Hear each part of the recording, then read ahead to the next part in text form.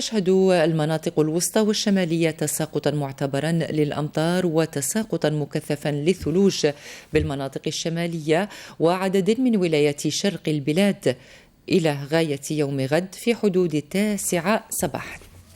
وعلى إثر هذه التقلبات الجوية التي تسببت في قطع العديد من الطرقات الوطنية والولائية وتذبذبا في حركة سير المركبات، تتواصل جهود المصالح المختصة التابعة لوزارة الأشغال العمومية في فتح الطرقات، كما تبينه هذه الصور من ولاية برج بوعريش.